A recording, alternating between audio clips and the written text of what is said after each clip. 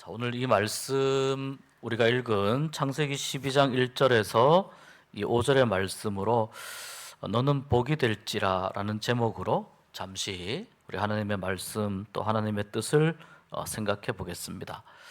여러분, 창세기는 크게 두 부분으로 나누어집니다. 1장부터 11장까지가 한 부분이고 12장부터 50장까지가 또 한 부분입니다. 이 두 창세기의 이 구성의 그 패턴이라고 해야 될까요? 좀 많이 다릅니다. 1장부터 11장까지를 그래서 원역사라고 이야기합니다. 이제 분류를 할 때 창세기 1장에서 11장까지 원역사라고 이야기하고 12장부터 50장까지를 족장사라고 이야기합니다. 족장사. 이 원역사는 창조에 관한 이야기에서부터, 창조에 관한 말씀에서부터 아브라함의 가족까지, 아브라함의 가족에까지 이르는 이 그 인류의, 이 지구와 인류의 큰 역사를 아주 짧게 요약을 하고 있습니다. 그래서 창세기 1장에서 11장까지 나오는 그 원역사 안에 있는 그 내용들은 단순히 문자적으로만 이해하고 문자적으로 풀려고 하면 잘 풀기 어려운 점이 있습니다. 그래서 이 부분은 굉장히 조금 더 많은 또 좀 심층적으로 이렇게 이제 잘 지혜롭게 풀어야 됩니다. 창세기 11장 마지막 끝에 뭐가 나오냐면 아브라함의 아버지인 데라에 관한 이야기가 나옵니다. 아브라함의 아버지인 데라. 그리고 12장으로 넘어오면서 하나님이 아브라함을 부르시는 이야기가 나옵니다. 제가 언젠가 말씀드렸는데 여러분, 기독교는 아주 독특한 종교라고 말씀드렸습니다. 어떤 특성이 있느냐? 기독교는 사람이 진리를 찾고 진리를 탐구하기 위해서 몸부림치고 노력한 결과라기보다는 전능하신 하나님이 사람에게 찾아오셔서 생겨난 가능한 종교라고 제가 말씀을 드렸습니다. 일반적으로 모든 사람들은 여러분, 사람이 발을 땅을 향하여 딛고 살고 머리를 하늘을 향하여 이렇게 걷고 직립보행을 하기 때문에 모든 사람들은 고차원적인 무언가를 다 추구합니다. 저마다 지금보다는 조금 더 가치 있는 삶, 지금보다 조금 나은 삶이 무엇이냐라고 하는 것을 본능적으로 생각할 수 있게끔 되어 있습니다. 왜냐? 인간이 그만큼 고등한 존재이기 때문이고 인간이 영적인 존재이기 때문입니다. 그러니까 사람들은 그러한 무언가 조금 더 가치 있는 것을 계속 고민하다 보니 철학도 생겨나고 종교도 생겨나고 여러 다양한, 말하자면 어떤 깨달음, 가르침, 또 많은 어떤 지식들이 이제 생겨나게 됩니다. 그런데 그러한 노력은 하나님이 사람에게 주신 지극히 인간에게만 주신 독특한 그 특성, 독특한 어떤 능력이라고 볼 수 있습니다. 생각할 수 있고 언어를 사용하고 도구를 사용하고 할 수 있는 이러한 인간만이 가지는 독특한 능력이라고 볼 수 있습니다. 그래서 저마다 사람마다 내가 조금 더 고상한 삶을 살기 위해서 어떻게 해야 될까 나름대로 고민을 하는데, 말씀드린 대로 그렇게 해서 생겨난 것 중에 하나가 종교라고 볼 수 있어요. 그런데 그 인간의 노력으로 생겨난 이 종교는 아무리 애를 써도 절대적 진리에 다다를 수가 없습니다. 이것이 인간에게 주어진 커다란 능력이면서 동시에 인간이 가지고 있는 한계입니다. 오늘 말씀에 보면 아브라함이 여호와를 찾았다라고 하는 내용이 없어요. 이 말씀은 어떤 내용이냐면 하나님께서 아브라함에게 오셨다는 의미예요. 여호와께서 아브라함에게 이르시되, 이 말은 하나님이 아브라함을 찾아오신 거예요. 그러니까 하나님이 인간을 찾아오신 이 기독교의 기본 공식, 이 기본 틀에 정말 잘 맞는 사건이 오늘 이 사건이 되는 것입니다. 사람이 아무리 노력해도 어떻게 하나님의 전부를 할 수 있겠습니까? 모릅니다. 할 수 없습니다. 그렇기 때문에 하나님이 인간에게 찾아오셔서 하나님은 어떤 분이다, 또 하나님의 직접적인 그 성품과 하나님의 그런 그 능력들과 하나님이 갖고 계신 것들을 인간에게 보여주면 하나님이 이런 분이시구나라고 인간이 이제 깨닫게 되는 것이죠. 그러면서 사실 하나님에 대한 어떤 기독교적인 지식이 조금씩 생겨나게 되는 것입니다. 여러분, 예수님도 한번 생각해 보십시오. 예수님도 신의 자리를 버리고 인간이 되셔서 이 땅에 오셨잖아요.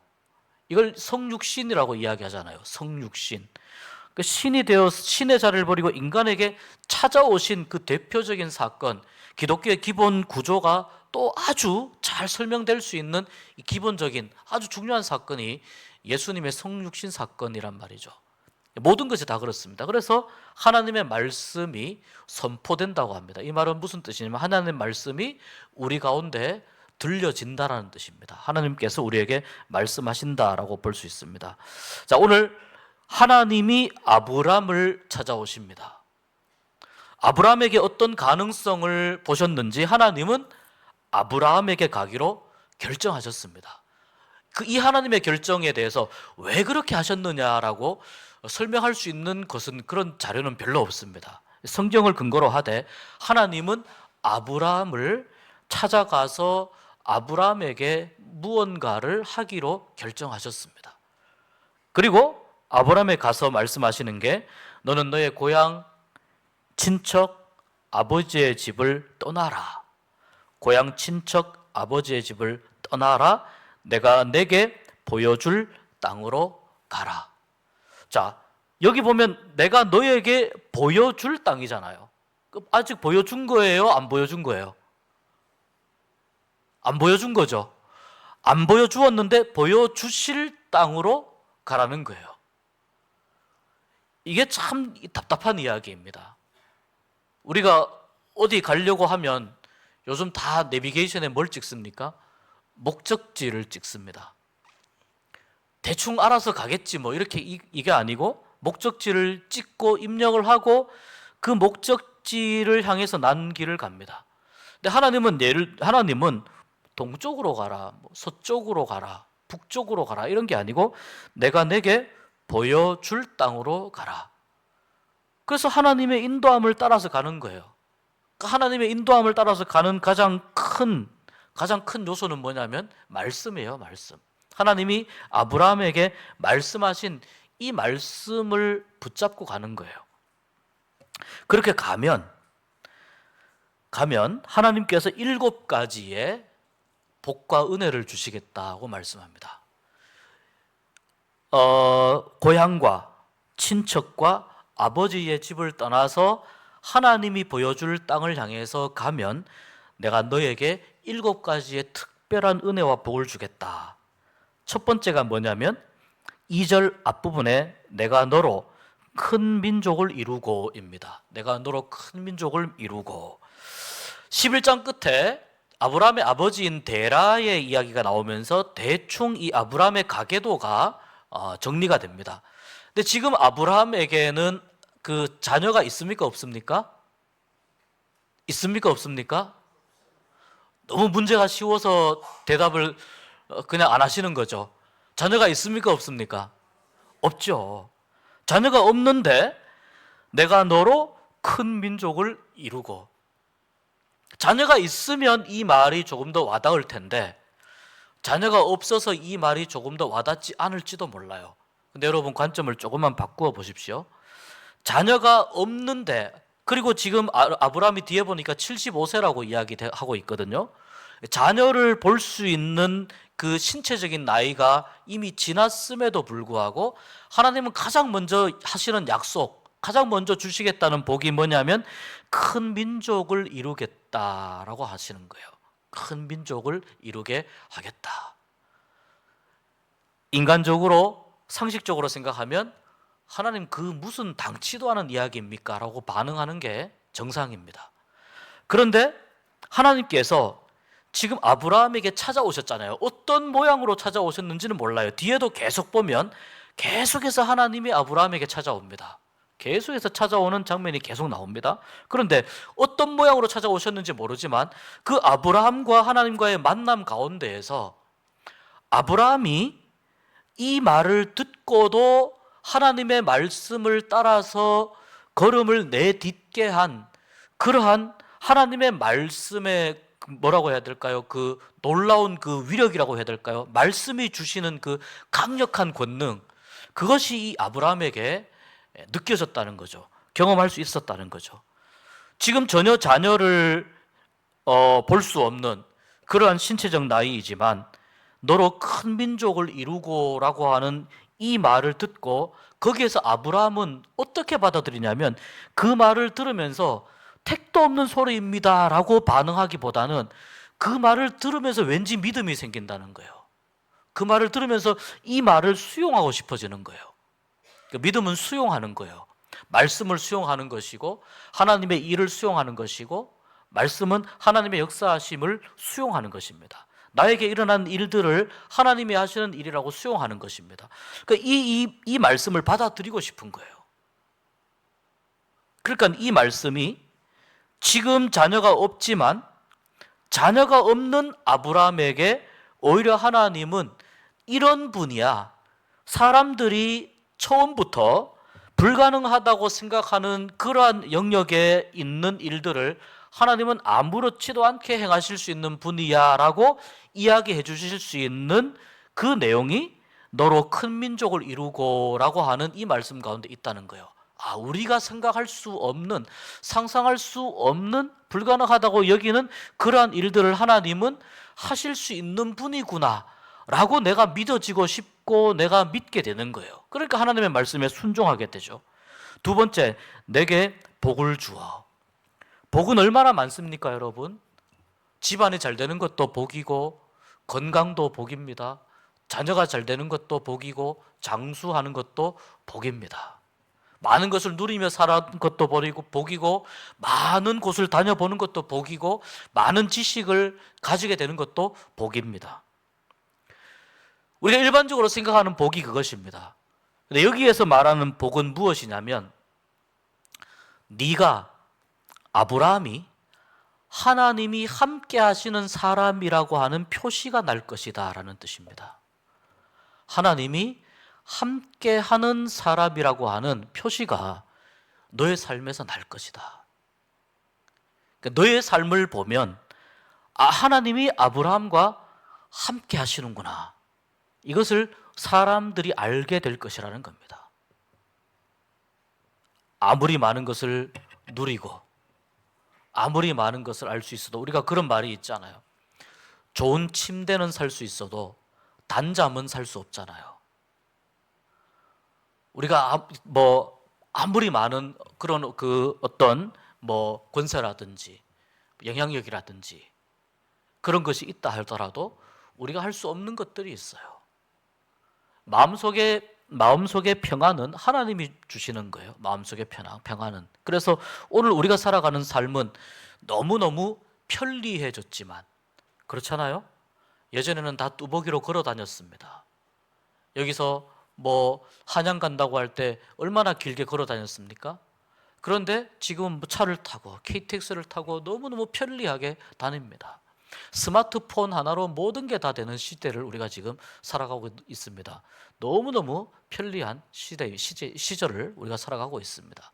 그런데 그렇게 편리한 시절을 살아가지만 편리해진 만큼 여러분 마음이 평안하게 살아갑니까? 그렇지 않아요. 마음속에 가정에 혹시 누구 아픈 사람이 있으면 그것 때문에 늘 근심이 되고 걱정이 되는 거예요. 또 어떤 새로운 사업을 시작했는데 이 사업이 잘 돼야 될 텐데 잘 되면 또 어떻게 돼요? 더 잘 돼야 될 텐데 또 더 좋아져야 될 텐데 늘 염려와 걱정을 하면서 살아요. 그러니까 많은 것을 누리고 있어도 그 마음속의 평안은 누리기가 어렵다는 거죠.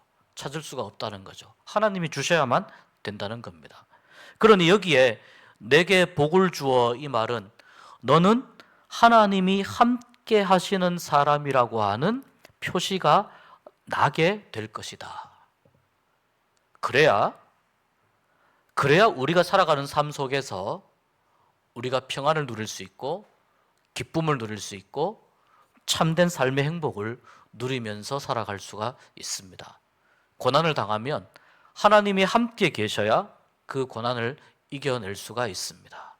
하나님이 없는 학벌, 하나님이 없는 재물, 하나님이 없는 권력, 하나님이 없는 영향력, 아침 안개와 같이 사라지는 것이, 그것이 하나님의 법칙이고 우리가 이 삶 가운데에서 발견할 수 있는 그러한 하나의 원리입니다. 하나님이 함께 하시는 삶이 되어야 진정 복 있는 사람이다 라고 이야기할 수 있는 것입니다. 이것이 두 번째입니다. 세 번째는 뭐냐면 내 이름을 창대하게 하리니. 세 번째 복입니다. 내 이름을 창대하게 하리니.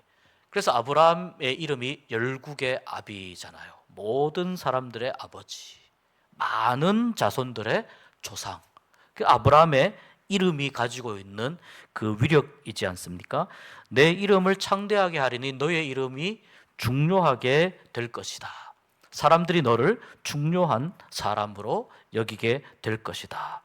아브라함의 이름을 창대하게 하신다고 하는 어떻게 보면 좀 명예에 관련된 것일 수도 있겠습니다. 네 번째, 너는 복이 될지라. 자, 위에는 내게 복을 주어 하나님이 함께 하시는 사람이라고 하는 표시가 날 것이고, 4절에 너는 복이 될지라, 이 말은 하나님이 함께 하는 사람이 누리는 그 복을 나누어 주는 사람이 될 것이다. 다른 사람에게 하나님의 함께하는 인생으로서 선한 영향력을 끼치며 살아가게 될 것이다 라는 것이 너는 복이 될지라, 네 번째입니다. 다섯 번째는 뭐냐면요, 3절에 너를 축복하는 자에게는 내가 복을 내리고, 여섯 번째, 너를 저주하는 자에게는 내가 저주하리니. 축복하는 자에게는 똑같은 구조죠. 축복하는 자에게는 복을 내리고 저주하는 자에게는 내가 저주하리니. 무슨 뜻입니까? 아브라함이 만나는 모든 사람들과의 그 관계 속에서 하나님이 지켜보시고 지켜주시겠다는 뜻이에요. 하나님께서 아브라함의 편이 되어 주시겠다는 거예요. 하나님께서 아브라함의 편이 되어 주시겠다. 마지막 일곱 번째, 땅의 모든 족속이 너로 말미암아 복을 얻을 것이라. 이것은 사실 굉장히 좀 포괄적으로 볼 수 있습니다. 아브라함을 통해서 지금 이제 창세기 12장이 시작이 되잖아요. 창세기에 아브라함 다음에 이삭, 그 다음에 야곱, 그 다음에 야곱의 12아들 중에 특별히 요셉의 인생이 창세기 50장까지 쭉 이어지죠.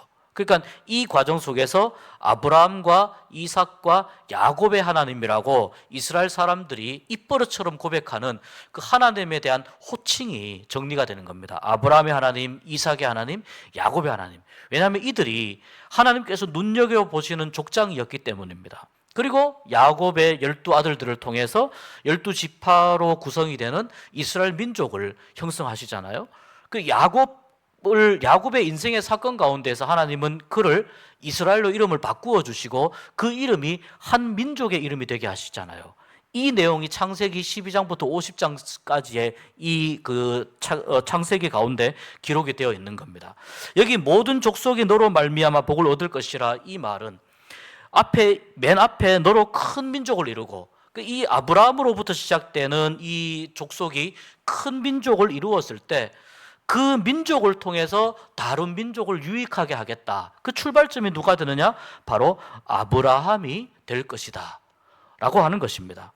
첫 번째부터 2절과 3절에 나오는 요 7가지의 복과 은혜, 하나님이 약속하시는 이 복과 은혜, 일종의 언약이라고 볼 수 있습니다. 제가 말씀드린 대로 성경을 약속의 관점에서 읽어가면 이러한 언약에 대해서 계속 발견하게 됩니다. 하나님께서 아브라함에 찾아오셔서 아브라함에게 원하신 것이 있고, 그리고 아브라함이 그 말씀에 순종하게 될 때에 아브라함에게 하나님이 주시기로 하신 7가지의 은혜와 복이 있구나라는 것을 이 말씀을 통해서 알게 됩니다.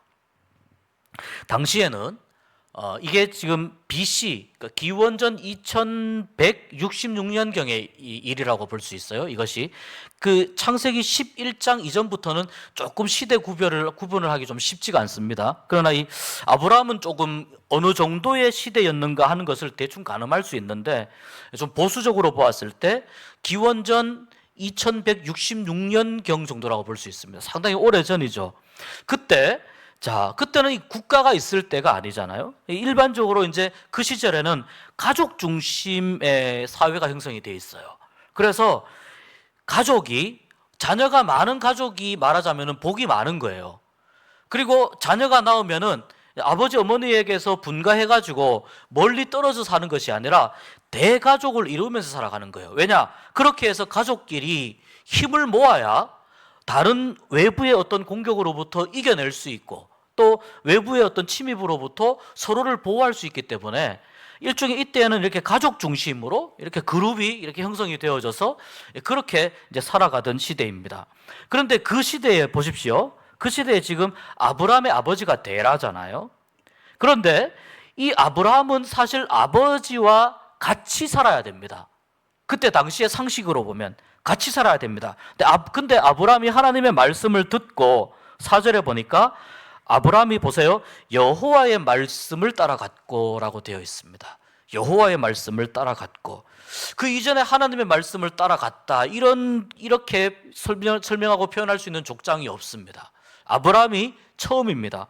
여호와의 말씀을 따라갔고, 하나님의 말씀을 듣고 그 말씀을 따라갔는데 누가 함께 갔냐면 롯도 같이 갔거든요. 롯은 아브라함의 조카입니다.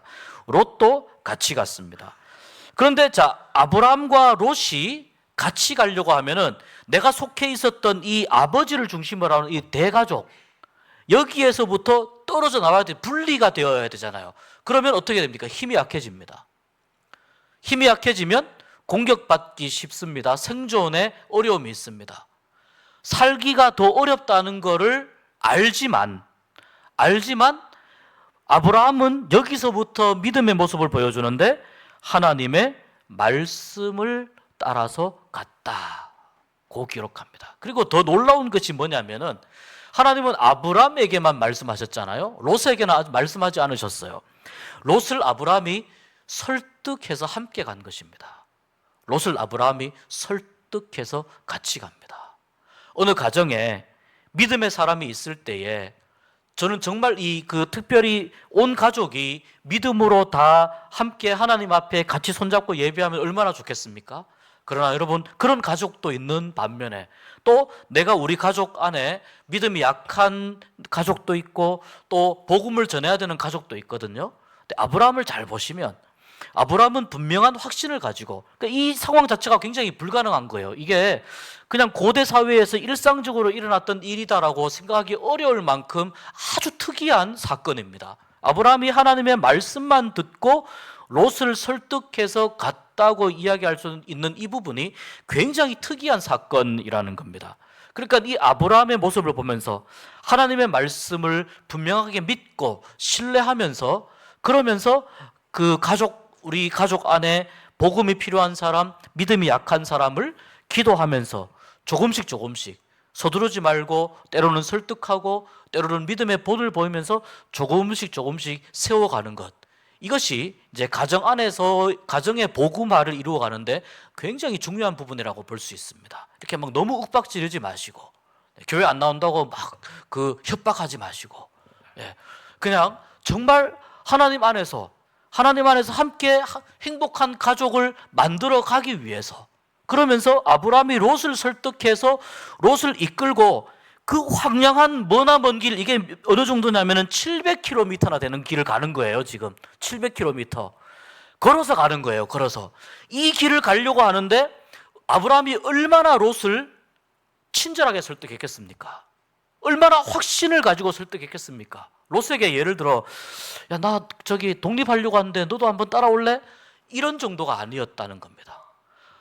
하나님과 아브라함 자기 자신 사이의 만남, 그리고 내가 왜 하나님이 말씀하신 것에 대해서 분명한 믿음과 확신을 가지고 이렇게 움직이려고 하는지, 이런 이야기들을 함께 나누면서 정말 롯에게 최선을 다해서 그 믿음의 모습으로 롯에게 이야기하고 설득했기 때문에 롯이 따라가는 겁니다.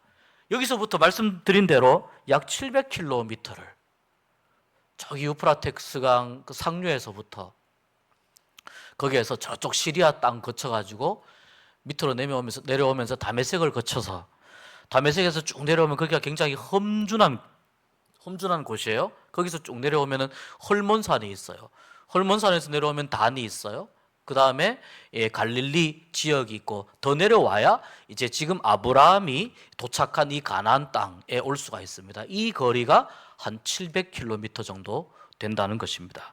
짧지 않은 거리입니다. 그 거리를 내가 원래 속해 있었던 가족에서 분리되어서 하나님이 떠나라고 했으니까 분리되어서 롯과 함께 그리고 롯의 가족과 함께 아브라함의 가족과 함께 그리고 아브라함은 식솔도 설득을 해야 되겠죠. 함께 아브라함의 집에서 먹고 마시는 하인들도 아브라함은 설득을 해야 되겠죠. 이들을 다 설득하면서 이들을 데리고 가나안 땅으로 가는 것입니다. 그때 나이가 75세였다는 것입니다. 75세. 이 75세에서부터 아브라함이 아들을 보기까지 첫 번째 1번의 은혜와 복, 내가 너로 큰 민족을 이루고 민족을 이루려면 자식을 봐야 되니까 어떻게든 이때까지 가는 시간이 75세에서 100세의 아이를 낳았으니까 25년의 기다림이 있었다는 거예요. 믿음이라고 하는 건 그런 것입니다, 여러분. 내가 오늘 믿었다고 해서 내일 무언가 천지가 개벽하는 그런 일들은 생겨나지 않습니다. 그러나 여러분, 하나님은 시간이 걸리더라도 하나님은 하신 말씀을 반드시 기억하시는 하나님이신 줄 믿습니다. 우리 삶에서 그 다음에 불가능한 일들을 하나님께서는 이루시고 만들어 가시는 분인 줄로 믿습니다. 우리 가족 중에 어느 누구, 그 중에 누구를 생각할 때 가슴이 턱 막히는 분이 있을 거야. 저 사람은 죽었다 깨어나도 교회 나오기는 글렀어. 그런 분이 혹시 있을지 모르겠습니다. 그러나 여러분, 우리가 생각할 땐 그럴 수 있습니다. 그런데 하나님께서 일하시기 시작하면 그 마음을 바꾸어 주시고 나도 하나님이 필요한 사람이구나 이것을 깨닫게 하시고 알게 하시면서 복음이 들어가는데 나는 불가능하다고 생각했던 사람이 하나님 앞에 나와서 함께 예배하는 은혜를 누리게 되는 그때가 오게 될 줄 믿습니다. 하나님은 분명하신 분이에요. 정말 분명하신 분이고 나에게도 시간이 많이 걸리면 아브라함을 생각해 보십시오. 아브라함도 25년 기다렸는데 그리고 보세요. 아브라함이 75세에서 100세까지 아브라함이 175세까지 살았거든요. 아주 건강하게 아브라함이 계속해서 하나님의 복을 누리면서 살아가잖아요. 이 뒤에 보면 아브라함이 다른 민족들에게 인정받는 이야기들도 나옵니다. 하나님의 복을 누리면서 살아갑니다. 그렇게 하서 700km를 거쳐서 가나안 땅으로 갔습니다. 여러분, 오늘 여기 말씀에 나오는 하나님께서 이 아브라함에게 주시고자 약속하신 이 은혜와 복이 여러분의 삶 가운데에도 임하는 은혜가 있기를 축복합니다. 자, 그런데 딱 한 가지만 우리가 기억하면 됩니다. 오늘 말씀을 들었는데 7가지 아브라함에 주신 복, 그것도 기억하시면 좋은데 그건 자동으로 기억되실 텐데 지금 제가 하는 말씀은 일부러 억지로라도 기억을 하셔야 됩니다. 뭐냐면은 떠나라입니다. 떠나라. 믿음은 어디에서 출발하느냐면은 떠남에서 출발합니다. 자, 이 부분이 하나님께서 아브라함에게 원하신 거예요. 무엇을 떠나라고요? 고향, 친척, 아버지의 집을 떠나라.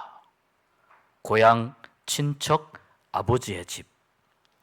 내 삶의 근거가 되고 나를 존재하게 하는 이유가 되고 거기에서 내가 태어났고 거기에서 자랐고 거기에서 인생을 배웠고 내 삶의 모든 것을 공유했던 고향, 친척, 아버지의 집. 왜 떠나라는 건가요? 왜 여기에서 떠나라는 건가요? 이것은 바로 지금 이 아브라함에게 있어서 고향과 친척과 아버지의 집을 떠나지 않으면, 하나님 떠나서 하나님의 말씀을 따르지 않으면 하나님께서 아브라함에게 기대하시는 믿음이 생겨나지 않기 때문이에요. 믿음의 사람으로 하나님을 만드시기 위해서 아브라함이 안주할 수 있었던, 거기에서 그대로 살다가 죽어도 아무 문제가 없습니다. 거기에 안주할 수 있었던, 아브라함이 가장 신뢰할 수 있었던, 아브라함이 가장 의지할 수 있었던 그것을 내려놓고 하나님만 붙잡기 위해서 떠나라는 겁니다. 이것이 여러분 믿음의 출발이고 믿음의 시작입니다. 우리가 고향처럼, 친척처럼, 아버지의 집처럼 생각하는 것들이 참 많이 있습니다. 얼핏 내가 생각하면 내가 의지하는 것들이 많이 있습니다. 내가 신뢰하는 것들이 많이 있습니다. 그리고 내가 떠나기 싫은 것들도 정말 많이 있습니다. 이렇게 말씀하실 수가 있을 거예요. 저는 이미 떠났는데요. 그런데 여러분, 이 떠남은 한 번으로 끝나는 것이 아니고 계속해서 반복되어야 됩니다. 이게 왜 반복되어야 하냐면 늘 사람들은 익숙한 것에 안주하려고 합니다. 사람들은 나에게 익숙한 것, 내가 편안한 곳에 거기 머물고 싶어 합니다. 유목민의 삶을 산다는 건 굉장히 고달픈 거예요. 하나님은 일부러 아브라함에게 유목민의 삶을 살도록 하셨어요. 그 이유가 딱 하나예요. 오직 하나님만 의지하게 하시기 위해서입니다. 그래서 내가 떠나야 하는 것은 무엇을 가지고 생각해 보면 되느냐? 내가 오직 하나님만 의지하는데 방해가 되는 것들이 있을 거예요. 내가 오직 하나님만 의지하는 데 있어서 무언가 하나님만 의지하지 못하게 하는 것들이 있을 거예요. 그것을 떠나라는 겁니다. 그리고 정말 하나님만 가장 우선순위로, 하나님이 당신을 사랑하셨듯이 당신도 하나님을 그렇게 가장 먼저, 가장 우선순위로 사랑하는 삶으로 갈 수 있느냐? 그렇게 믿을 수 있느냐? 어떤 일이 있어도 하나님만 의지할 수 있느냐? 아브라함이 이 고향을 떠나서 살아가는, 가나안 땅에서 살아가는 그 삶이 평온한 삶이 아니었잖아요. 평온한 삶이 아니었습니다. 그러나 아브라함은 후회하지 않습니다. 왜냐하면 평온하지 않다 하더라도 내가 하나님을 만났기 때문입니다. 하나님을 만난다는 것이 그만큼의 가치가 있는 거예요. 내가 하나님을 만났기 때문에 내 삶이 하나님을 만났다는 이유로 조금 불편하다면 그 불편함마저 은혜로 받아들이는 사람이 아브라함이었다는 겁니다. 여러분 꼭 기억하시길 바랍니다. 하나님을 절대적으로 의지하고 하나님만 믿고 하나님만 신뢰하려고 하는데 거기에 방해가 되는 것이 있다면 여러분 과감하게 떠나는 은혜가 있기를 축복합니다.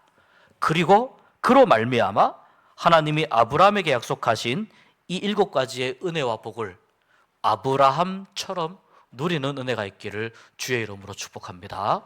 날씨가 많이 무덥습니다. 많이 뜨겁고 그렇지만 우리의 영은 살아있어서 늘 영적으로 하나님과 교통하고 또 우리가 늘 깨어있어서 하나님을 잘 섬기고 하나님의 뜻을 따라서 살아가는 그러한 또 이번 한 주의 삶이 될 수 있기를 주님의 이름으로 축복합니다.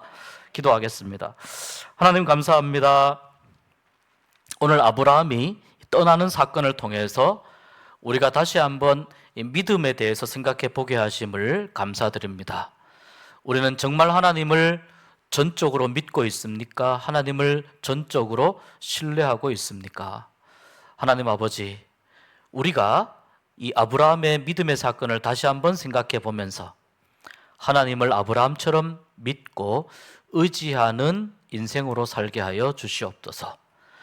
하나님이 아브라함과 함께 하셨듯이 우리와 함께 하시는 은혜를 누리게 하여 주시며 아브라함이 하나님을 섬기고 하나님을 기뻐하였듯이 우리도 하나님을 섬기고 하나님을 기뻐하는 인생이 되게 하여 주시옵소서.